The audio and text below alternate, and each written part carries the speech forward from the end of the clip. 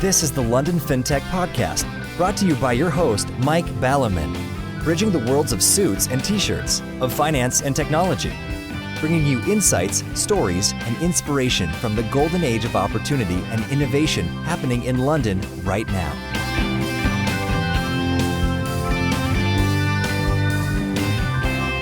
Hi, this is Mike Ballerman, and this is London Fintech Podcast, episode 43.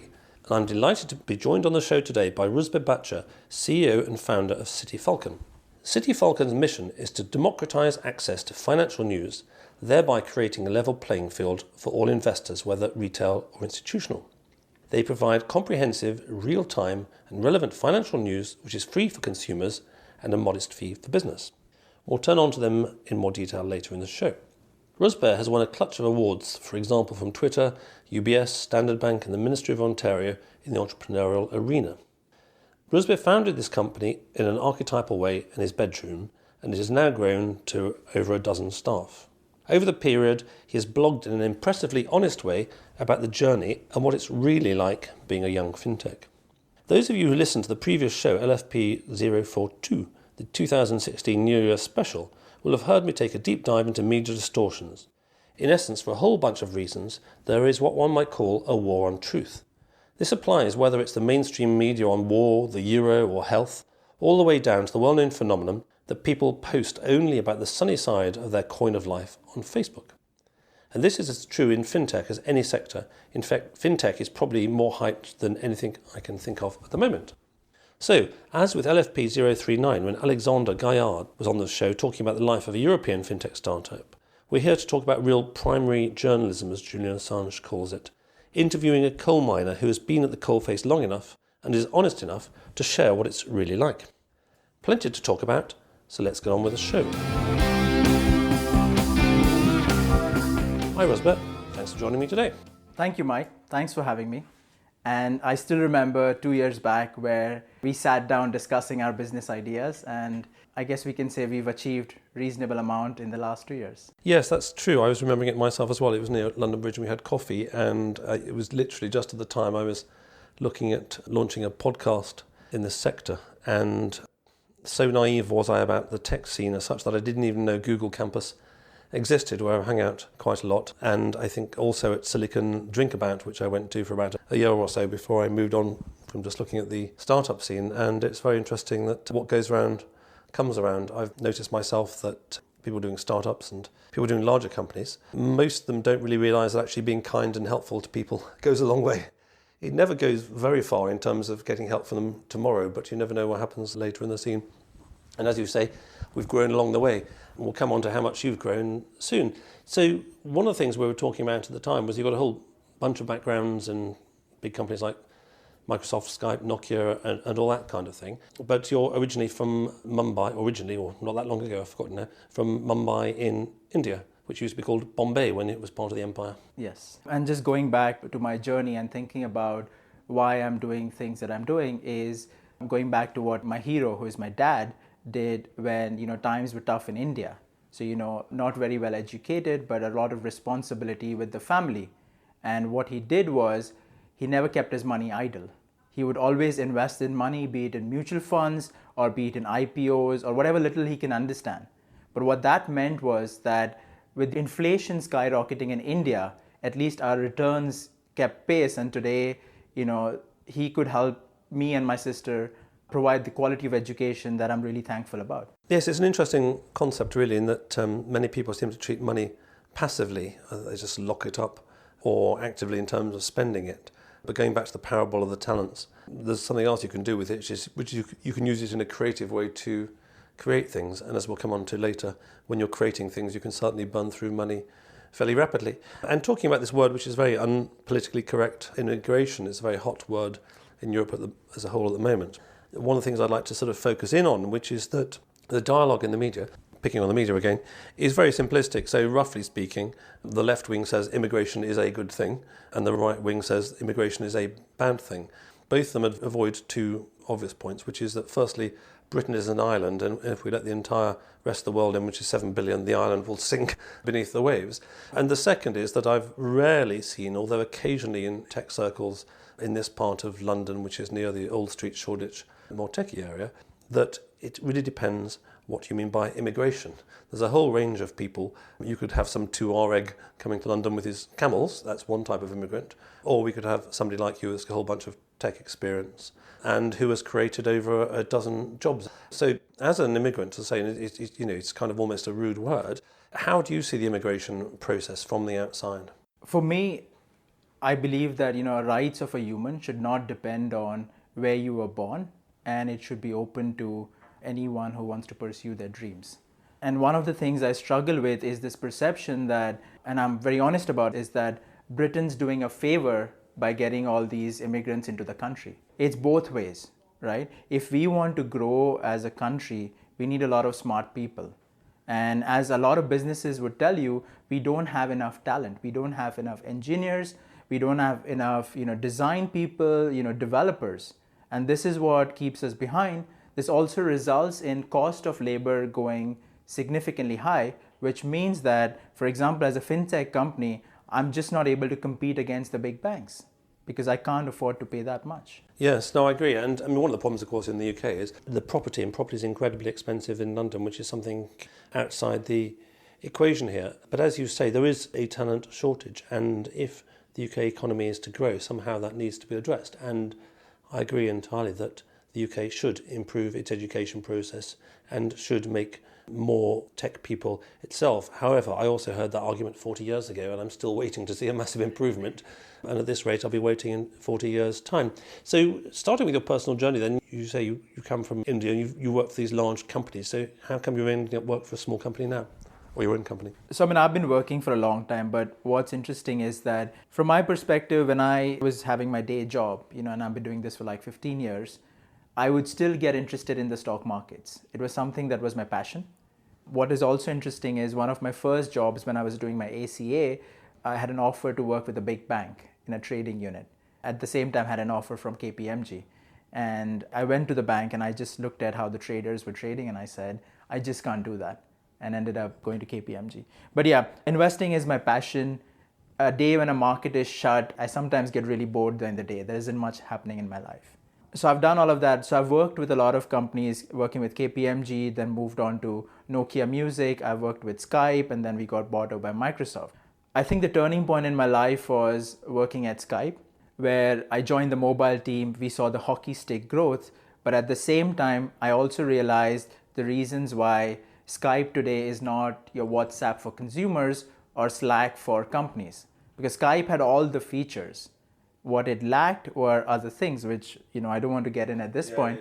Skype today annoys me. Every time I try and use the thing, I don't know if it's because I've got a Vista computer, which I need to upgrade, but every time I try and use the bloody thing, it sort of spends about a week downloading some new software. And normally as I've turned it on 1 minute before I need the call, it's really sort of gone downhill, I think. But it's quite often the case with software that it ends up being bloatware.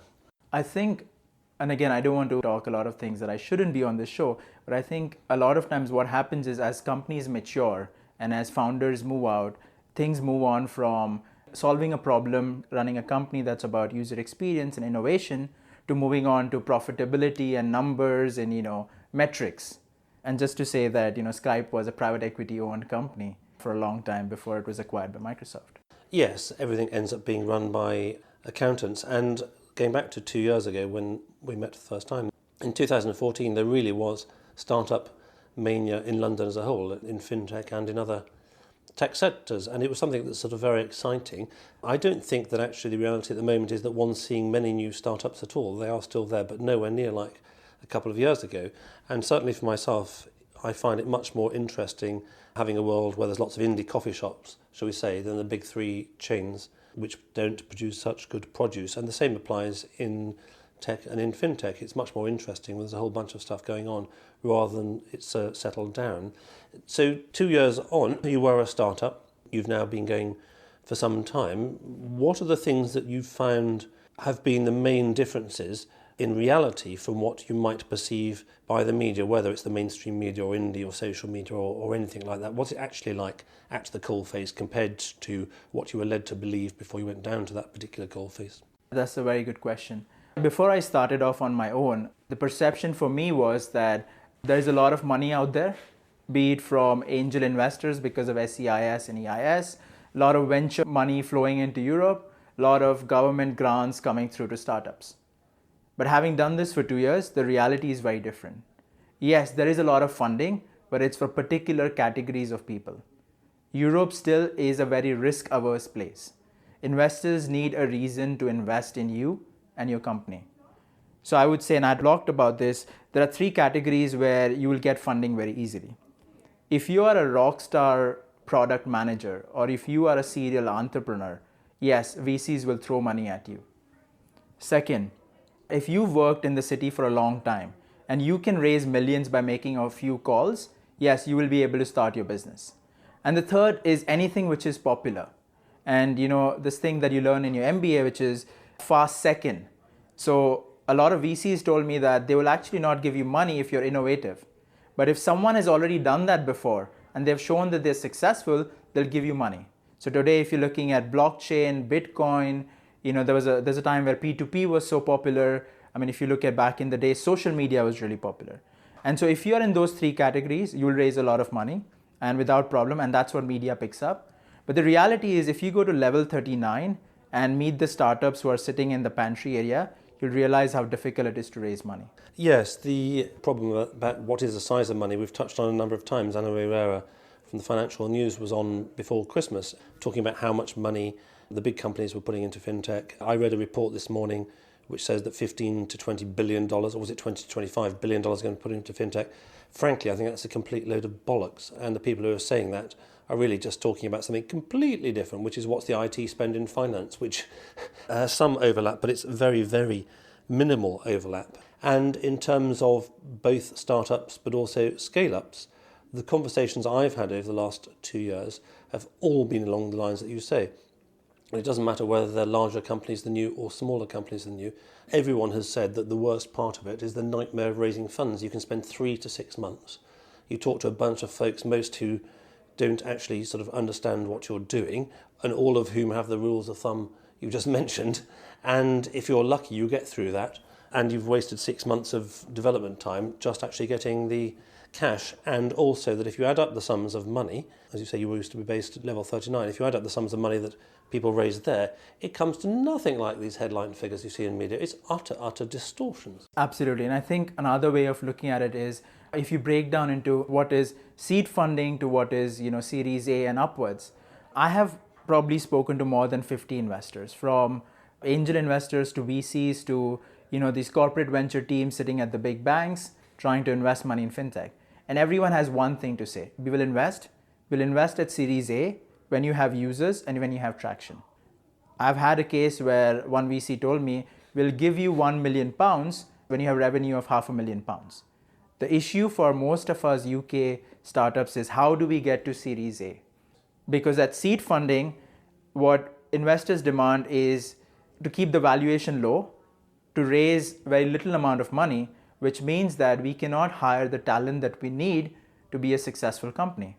Yes, there's a real bootstrap thing going on here. And again, speaking to companies in the scale-up stage, the ones that I know very well will say to me, well, actually, one thing that really makes a difference in the scale-up is actually, we had a good bunch of guys at the beginning, but now we have a really good bunch of guys, because actually we can afford the really good bunch of guys, So it's very hard to bootstrap. And I think, again, one of the things that you put your finger on very well, which is that if you do come from a FS background and you've been around a while, or from some investment banking background, you've got a whole bunch of mates that are prepared to sort of throw 10% of their bonus at you and don't really sort of care very much. And that will help get over the first thing. So we hear all this stuff about the funding gap and all that kind of thing. But I think in this world, in practice, it means, as you say, getting to the stage where you've got $500,000 of revenue.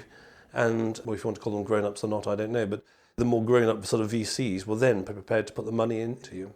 Yeah, and I think one of the reasons, and watch out for my blog on this, is that the late-stage entrepreneurs, and this is for entrepreneurs in general, right? Most entrepreneurs don't understand finance as well.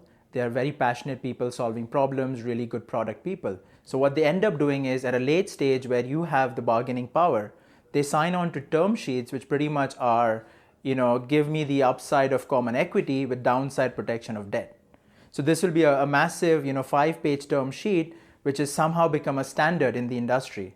And people think it's fair for us to sign these terms. So what this means is that late stage investors are taking lower risk. So there is no incentive for them to move early stage to increase the returns or protect the downside, because you can get away doing that at a late stage. Yes, I think a lot of this is about the power relationship. I mentioned in the previous podcast, Lemmy from Motorhead passed away over Christmas, and I was watching an interview with him in the early days of both Hawkwind, who I was a great fan of at the time, but also Motorhead, which is that when you're a new startup band, you play in the clubs and all that kind of thing, and you make next to no money, and you get lots of chicks, which is the more than fringe benefit, the sort of core benefit. And all you're desperate to do is get a record deal, and you've never signed a record deal in your life. And eventually, if you're really, really lucky, someone comes along with a record deal, and you're so pleased to sign it. And then you work several times harder than you worked in the first place, doing even more and more gigs. And then after a couple of years, you realise that although you're being chauffeured around in limos and getting even more chicks and drugs and alcohol, all that kind of stuff, actually you're making no money whatsoever. And it's only sort of 10 or 20 years into it that you realise what the industry is all about, which is basically just sort of screwing people at an early stage. And I mean, you know, and a related story was that Lemmy was a roadie for Jimi Hendrix in the late 60s. And I recall seeing a programme about Jimi Hendrix. And it was saying that at one point his manager took him to some mansion in the middle of nowhere and got a gun to his head and said, "Do you want to walk out of this building alive?" You know, that's the realpolitik of the music business. So maybe out of that story you can get something positive, which is that at least you're not in the music industry. So funding is much, much, much more of a challenge. And I'll say everything I've heard validates that your experience isn't an outlier, but it's a core experience, much, much, much more of a challenge. There is nowhere near like the numbers that you see going round. And I think that one of the challenges that you mentioned to me before was that government, who could actually help sort of fund some of this stuff, and I judged a government competition last year which was giving out a number of fintech grants, they have the perception, because they read the media too, that there's masses of money out there. So actually it's not a sort of, quotes, area of market failure or something that they need to promote. So they don't bother doing it either. So actually there's quite a lot of money missing. Moving on to the second area, which no doubt you know much more about than when you started, is the process, which is that the reality that everybody finds, whether you're doing a podcast or a news information service or any other kind of startup, is the reality of the time to market, the length of the sales process, cost of customer acquisition, and all other sort of boring MBA phrases like that is much bigger than you thought in the first place. Absolutely. And I think a lot of things that we've learned. So we talk about minimum viable product in technology. You know, put it out there, let's see how customers respond. The challenge for us in fintech is our customer, our target base is so impatient. You know, imagine me going to someone who is trading or investing, that unless the product is good enough for them to use, has all the features, they're not going to try it out. So that's the first thing. Second thing is, so going back actually, just to complete on the first point, in terms of the product, you have to spend much longer than in a typical technology product, which requires you to spend a lot of money. Yes, and your product doesn't have money flowing through it, but if you're the kind of fintech that's got money flowing through it, it absolutely has to work 100.00% of the time, because if WhatsApp is down for 10 minutes and you can't sort of chat to your mate, or like Twitter was down the other day, we couldn't tweet to each other, so be it, life goes on. But if your financial services app, which processes money, is down and the money disappears, that's really, really, really, really bad news. Yeah, and I think that the issue that we face in the UK is, you know, people prefer service companies to product companies, because service companies, you can start making money in month 2, which doesn't require a lot of development work, and so, you know, people are ready to put money into it. But as a product company, it's really challenging because investors keep chasing you. Where are your clients? Where is your money? But if you don't have enough money, you can't build a product that appeals to your clients. It's like selling a half-baked cake to, you know, your customers. Yes, I suspect one of the other things as well, which is came back to these sort of phrases which to me increasingly sound like sort of cliches, but there's this one called product market fit. And going back to, we were chatting in the autumn of 2014 at Level 39, and you were busy showing me, the stage was much earlier, you were busy showing me a new product that you'd knocked up over the weekend, another new product on this kind of stuff. So there's a kind of proliferation, which is in a sense a part of a Darwinian mechanism for finding product market fit and putting stuff in front of people and they say, oh my God, now I really want that one. Absolutely. And, you know, from where we started off, you know, from where I started off in, I remember it was December 24th, 2013, when I started building this product, it has changed significantly. So one of the things we've done is we ask our customers, I go take them out for beer. So we've got feedback from more than 80 people telling us what works, what doesn't work. And we've kind of worked on that and built that within our product. Yes, so we'll come on a bit later to where you've ended up in terms of product and how it may be interesting to the listeners. There were various other sort of practicalities around London. I mean, you've said in your writings that London does actually, notwithstanding all the aforementioned, provide a massive opportunity, and, you know, there are issues like it's very hard getting talent that understands both fin and tech. What do you think are these other core concerns? Yeah, I mean, I still believe that London's a great place for a fintech startup just because of the concentration of your clients in one small area of London, be it City, Canary Wharf, and all of that. So that provides a massive opportunities. I think the issue for me personally was that I believed it was much better than it actually is. So yes, London's a better place than most other places, but still behind Silicon Valley in terms of access to talent, in terms of the startup ecosystem, and a lot of those things. One of the key challenges we faced is, we've raised £200,000 in our seed round. That's what I could manage to raise through our friends. The kind of money that people expect in London, even if you throw, stock options at them, is just ridiculous. Like, I can't afford to have people here. And this is a challenge. Also, what happens is, when someone's building a camera app, most people understand, developers understand. But when you're building a finance app, a fintech app, what you have to do is your specs need to be very clear. Those people who understand both are very rare and are usually picked up by the big banks. Yes, it's interesting because I was just having a conversation earlier today with someone who should remain nameless, who had the opposite perception, which is actually, as a bank, it's really quite hard because people want to do the sort of sexier stuff. So I think that's what you say is right, but I think also there's a part of the sort of the grass is always greener. And, coming back to comparison, I mean, San Francisco, as far as I understand, rather than the Valley these days, come back to comparison and picking up one of the points you said earlier about the funding. There's lots of propaganda about how democratizing this ability to start new companies is, and it is much easier to start a new company than it used to be. But if you scratch much below the surface, you find that actually it's a kind of elite, and certainly in America they tend to be white, male, Anglo-Saxon background, and they're in the know and they have the contacts, and they are massively overrepresented. I mean, I don't like this unicorn phrase, but I did see some analysis of unicorns recently, and it was something like 2014% of them are white Anglo-Saxon males from 3 universities in the States, or that kind of thing. So there's much less diversity than you would think. And I think the other point which is always omitted when people talk about Silicon Valley and that, because it's not just outside the UK, whether it's in India or in Europe or in the UK, but even on the East Coast. I mean, the East Coast in the States has done a lot of looking at the West Coast and going, how come we can't do that in Washington or New York? And nobody's really replicated it. But the one thing which is omitted, I mean, last time around I was talking about sort of the war on truth and the near-imperialistic war pigs killing people all over the place, which distresses me more than somewhat. And I think the one thing that is always omitted in all descriptions of Silicon Valley, San Francisco, is that the US spends roughly more on weapons and military stuff than the rest of the world put together, and including all the sort of secret state and surveillance. That's over $1 trillion per annum is going into tech in the broadest sense. So there's a massive trickle-down factor from that. And it's not clear to me that, let's say, the US has stuck to its foreign policy position in the 30s, which was basically to leave the rest of the world to its own devices and to look after themselves, that actually you would have got that, and that continues to bias it. Just picking up another point you were making about London, again, you read narratives which say, there are loads of banks in London and there's lots of tech. Well, this is all true, but as I said, in terms of actually speaking to people, I know lots of people that have basically given up because they eventually found out the hard way that selling to a bank takes you about 2 years if you're lucky, even if you're selling it for free. Absolutely. So let me just touch on one point on Silicon Valley. And you will hear this argument that, hey, we are not Silicon Valley, so we do things differently. One of my biggest frustrations is, why are we not learning from the Valley? So I will tell you 3 things that why I think Valley is ahead of us. Valley/San Francisco in this context. Yeah, I mean, San Francisco, East Coast, New York as well. One is the funding, right? So you can raise, a decent amount of money to actually build a proper business at reasonable valuation, so everyone is happy.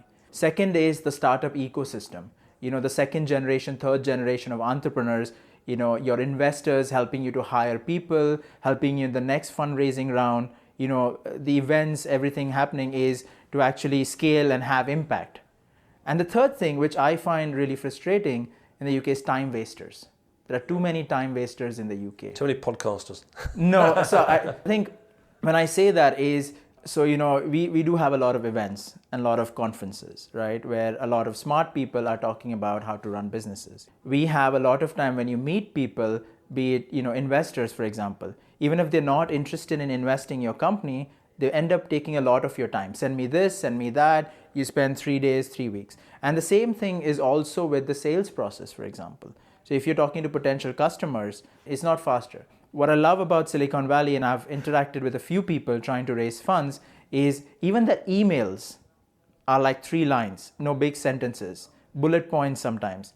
Conversations, when you speak to them, it's 10 minutes at times. They don't waste each other's time. No, I agree with everything you say. I mean, there's no doubt in my mind that San Francisco / Silicon Valley is the one place which is miles above everywhere else in terms of techs and startups. As you say, you're given a sensible sum of money there to see whether it works or not. I mean, a different way I'd heard of that explained to me in the past which is that in the West Coast, if you've got a small fire, they'll throw petrol on to see whether you can get a big fire. Whereas in the UK, they'll throw cold water on it on the basis that if your fire can survive cold water, it must be quite a good fire. So again, this idea that sort of London is a brilliant place, well, yes and no, like everything, it's on the one hand and on the other hand. So moving on to more practical things, coming to CityFalcon and, having been through all these challenges around funding process, the pros and cons of London and all these dynamics, where are you today in terms of CityFalcon's main product? I mean, what is it and who needs it, for example? So CityFalcon is anyone who is looking for fundamental financial news, from an average retail consumer to a broker that wants to serve consumers to businesses that need access to this information. And our focus is not only your big traders, big investors, big banks, but also average people who want to generate higher than inflation returns. So for example, if I'm sitting at home and I'm trading on my laptop, off the top of my head, if I want a Bloomberg or Reuters or any of the main providers' terminal or information service or however it comes these days, it's going to cost me a few £1,000s a month. Absolutely. And our focus, and it again goes back to our vision and why we're doing this, is to help people have an impact. So I would want to keep our consumer offering free for as long as I can. And again, depending on how much funding, sustainability, and investor pressure. And how many people have signed up for that at the moment? So we have about 5,000 monthly uniques and close to about 2,000 registered users. What we are proud of is about 40% email open rate. And so a lot of people are interacting, engaging with what we do. Which is a very impressive achievement in 2.5 years. Yes. Given there's lots of other people trying to get consumers' attention, and we've got 10 fingers, we've got 10 toes, but we only have one attention each. So for me, it was, and again, I started off with the belief that there's a lot of money. So the focus was to build a solid product. So we have had about 10 developers working nonstop for a year to build this product. And now we've come to a stage where we've started marketing it. And so in terms of the consumers, because most of the people wear a retail hat, even if they wear an institutional hat, basically they just go to cityfalcon.com and press the button. Yes, so if you go to cityfalcon.com, you can either start building your portfolio, or if you're completely new to investing, we have a wizard to help you. Okay, so I specialize in oil and gas. I understand UK. We tell you these are the stocks trading, so you can create your first watch list. And in terms of financial news, is a very generic phrase, but in terms of what it specifically means, let's say I'm interested in oil and gas stocks, and I happen to trade them myself, or I've got some in my portfolio or my pension fund or whatever. What do I actually get from CityFalcon compared to looking at hashtag, I don't know, oil and gas or something on Twitter? It's a very good question. So what we do is we are comprehensive. So we cover your traditional news sources, your Financial Times, Wall Street Journal. We look at Twitter, we look at Seeking Alpha, all of these, they are put together. But not only that, we want you to spend less time in front of your computer. So we make it relevant for you. So basically, is it true to say you're a media aggregator and then a media filter? Media filter, but we do filtration in a much better way than most other players in the market. I'll give an example. You go on a Saturday, build your portfolio on cityfalcon.com, and you want to see news for what has happened in the last 1 month. So we can tell you the top 10 stories happen in the last 1 month. If you go on any other provider, typically it's a chronological order of news. So on Saturday, you will see news for Friday and Thursday. And so what we do is we rate every financial news, tweet, and author. So for example, your oil and gas, you had 1 million stories in the last 1 month. We rate everything so we can pick up the 30 stories that you should be looking at. Right. So in that way, in a sense, and from that perspective, you might call yourself media tech. Yeah, it could be media tech, fintech. Yes, there is an overlap. Yes. Well, exactly. Is the Financial Times in financial services, or is it in media, Absolutely. or is it in both? Our focus is, and this has been asked before, we can't give you information about private companies. We can't give you information about other trends in social media. Our focus is financial news, a very financial audience. And so we've been discussing sort of challenges and all that kind of stuff, and you've been surviving it with lots of hard work and lots of ups and downs and all that kind of stuff. So where is CityFalcon going from this point forwards? And if I was a sort of your fairy godmother and I could wave a magic wand, what kind of big roadblocks remain for you to eliminate? Sure. So let me just start with saying back in 2015, there must be about 10 to 15 times I've thought about shutting the business, mainly because of funding, and going back to a full-time job, given the salaries. But we've now come to a stage that we've got traction. We have a product that we are really proud about. And now the next step is, the dream for us is, so we are at 2,000 registrations. We want 100,000 people on our platform. And we want to be able to do that by helping average people invest, by working with partners and also businesses. One thing that I also want to mention is that we also run a meetup in London called London Value Investing Meetup, where we just help average people getting started onto investing in the markets. Okay, so that's very clear. And just to sort of wrapping up, as it were, you've written a very good blog post, which I'll link to in the show notes, which is something like, a dozen plus lessons you've learned over the last 2 years. We've spoken about some of them in here, but just in terms of leaving 3 takeaways with the audience, some of them who may be on a similar journey, some who may be contemplating the journey that you've been through. What do you think are the sort of 3 most things that you wish you could tell yourself 3 years ago? That's a very good question. I mean, the first thing is, there are no rules in this game, right? If someone comes and tells you, these are the statistics, you can't be a solo founder, you need to find a co-founder, you can't do this, that is all irrelevant. There are experiences, and you learn from those experiences, you adapt to what you need. I mean, we are here to disrupt industries. Yes, I'd agree with that one. So, to the extent that people gave me advice about podcasting 2 years ago, it was all useless. If I'd followed it, I wouldn't have got to where I am. Yeah. Which is, again, which I've quoted Lemmy before. I mean, Lemmy said, play your music and your audience will find you, which is a very uncapitalist way of doing it. But the one thing is that you can play your own music much better than you can play somebody else's music. And generally those people who are talking to you actually aren't musicians in the first place. Absolutely. So yes, listen to people who've run their businesses, who have failed, but treat them as experiences rather than rules. I think that's number one. Number two is, we started off saying there's a lot of funding. What I tell my team today is, assume we get no funding. We have to make this self-sustainable business. Get your customers to fund your business. So the number 2 is basically that the life has moved on from the sort of Y2K startups, which is in that tech bubble, everybody wanted to go for scale and things like profits were old hat and that kind of stuff. Actually, that you found and many other fintechs have found that if you're making some positive cash flow, that's quite useful. Good. And the third thing is, I think as entrepreneurs, we are crazy. We work 24/7. But you can't expect that from your employees. And one of the key mistakes I did was assuming that by throwing money or stock options, employees are ready to work. I think one of the biggest challenges is motivating people, right? How do you motivate people who are passionate about product and design? And that you have to live through, you have to learn. And let me tell you, it's not money that motivates these people. Excellent. Well, personally, both money and vision also motivate me. So if anybody wants to throw money and vision at me, they're welcome. And thank you for that, Ruzbeh. I'll link to your blog articles on the show notes. And I really appreciate, and going back to another Lemmy word, I really appreciate the honesty. And sadly, in the modern world, honesty is far more rare than hype is. And I hope that listeners have got a lot out of it about your experience at the coalface. And as I say, from my experience, your experience at the coalface is relatively generic. You're not the only one. You're not an outlier. This is the core experience of people starting in a fintech in London. So I wish you every success in the next 2 years. Thank you very much, Mike. Thanks for listening. If you enjoyed the show, please subscribe on iTunes or your podcast app, or sign up at londonfintechpodcast.com for email alerts of new episodes. Live long and prosper.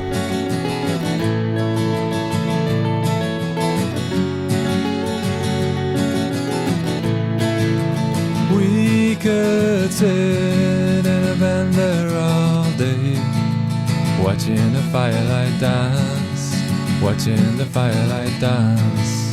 We could walk in the mountains before dawn, watching a happy moonrise, watching a happy moonrise.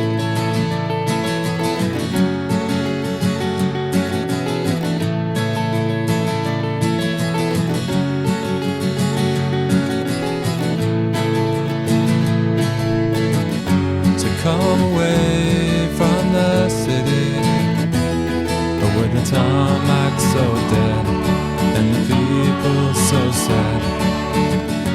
Come away from the city, with the faces so grey, with the pain of the everyday.